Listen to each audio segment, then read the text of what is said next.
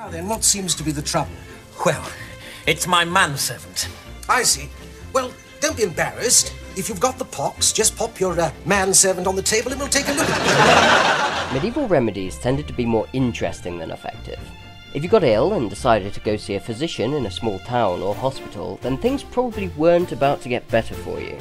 These physicians almost never had a medical degree. There were less than 100 medical degree holders in 14th century England, and they tended to be retained by lordly households. Besides, you probably couldn't afford them anyway. Non-university educated physicians relied on brief diagnostic manuals concerned with the movement of the planets, theories about humoral imbalances, and the use of numerology to divine whether or not you were likely to die. First, they would ask you when your illness had started, so that they could establish where the sun and moon were at the time, as well as the position of whichever planet was associated with the afflicted organ. Then you would be provided with a preparative, designed to help your body prepare for the purgative that would follow it. After you'd finished vomiting, or otherwise ridding your body of corruption, you'd be given the remedy. Or, they might just decide to bleed you. Using various diagrams and of course the position of the moon and stars, they would figure out where best to make the cut. At this point, you should probably begin praying that the moon is in Scorpio. If it is, that means that the physician must avoid slicing into your testicles, anus and bladder. Alternatively, now would be a great time to run away. If you're prescribed a remedy instead of being bled, you might not be in for a better time. Here's a remedy for an abscess of the throat. Take a fat cat, flay it well and draw out the guts. Take the grease of a hedgehog, the fat of a bear, raisins, fenugreek, sage, honeysuckle gum and virgin wax. Crumble this and stuff the cat with it. Roast the cat, gather the dripping and anoint the sufferer with it. Not the best way to spend a Thursday. If I have put you off a trip to a medieval doctor, then that is probably a good thing. But there were medieval remedies that were at least effective at relieving symptoms, if not curing a patient entirely.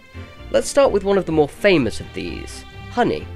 In 1403, the young future Henry V took an arrow to the face at the Battle of Shrewsbury. The prince was incredibly lucky. The arrow seems to have glanced off someone else's armour and entered his face at a downwards angle, narrowly avoiding his brain. The royal surgeons removed the arrow shaft, but the arrow head was left behind and they just couldn't get it out. Eventually they called in John Bradmore.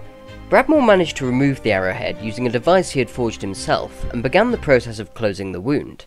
Infection was a real risk, but throughout the process Bradmore applied honey liberally on the inside of the wound, which, as it turns out, has antibacterial properties, allowing Henry to avoid infection, survive the wound and go on to become the King of England.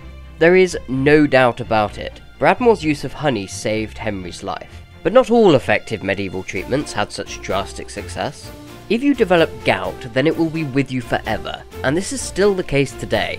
However, gout can be treated, and whilst medieval treatments of gout were not to today's standards, they were aware that colchicine could be used to relieve sufferers, and it actually worked. The NHS describes it as a prescription treatment for gout which can be effective, although it isn't suitable for everyone. Similarly, if you developed a hernia, you might be treated with a truss, a sort of belt that holds a pad in place against the hernia to hold it in the correct position.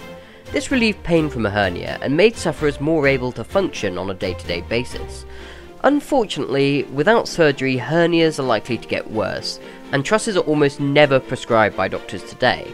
But when, in medieval times, surgery was a much more risky prospect, trusses provided an increased quality of life for people who might otherwise be unable to function. General anaesthetic is very much a modern concept, but there is evidence from multiple medieval manuscripts that medieval folk had something like it. It was called Dwale and described as a drink to make a man sleep whilst men cut him. The recipe was somewhat off-putting. Take 3 spoonfuls of the gall of a boar for a man, and for a woman of a sow, 3 spoonfuls of hemlock juice, 3 spoonfuls of wild bryony, 3 spoonfuls of lettuce, 3 spoonfuls of opium, 3 spoonfuls of henbane, and 3 spoonfuls of vinegar, and mix them all together. Boil them a little, and put them in a glass vessel, well stopped, and put thereof 3 spoonfuls into a half gallon of good wine, and mix it all together. It would then be given to the patient to drink until he fell asleep just before surgery.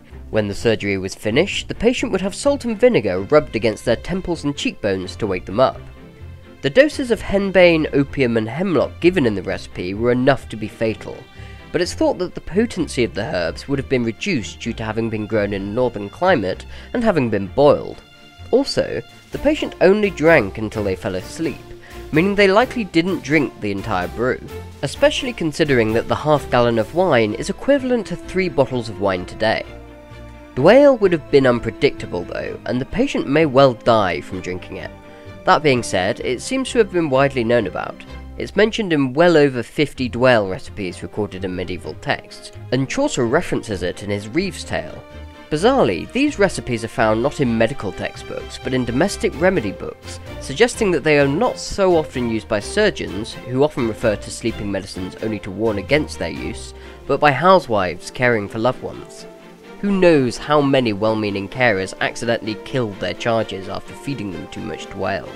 Despite the dangers, it seems that at least sometimes this elixir worked as intended. Finally, here is an excerpt from a book by the 14th century physician John of Gaddesden, in which he discusses treating smallpox. Then take a scarlet or other red cloth and put it about the pox, as I did to the King of England's son when this disease seized him, and I permitted only red things to be about his bed, by the which I cured him, without leaving a trace of the smallpox pustules on him. Medieval folk were big on colour therapy, and Hildegard of Bingen once suggested that the best treatment for people with eye problems was to make them stare at green grass, which doubtless had little effect, and it is unlikely that the scarlet cloth was the real reason for the recovery of Thomas of Brotherton, the likeliest candidate for the boy mentioned in the passage. However, it is interesting to note that in 1903, Niels Reiben Finsen won the Nobel Peace Prize for Medicine for his innovations with concentrated light therapy. One of his discoveries was that infrared light could be successfully used to speed the recovery of smallpox victims, and there is increasing amounts of credible evidence that infrared can speed up the healing of skin wounds. So, perhaps Gaddesden's experiments with scarlet cloth were not far wrong after all. I hope you enjoyed this video. If you did, then leave a like and a comment.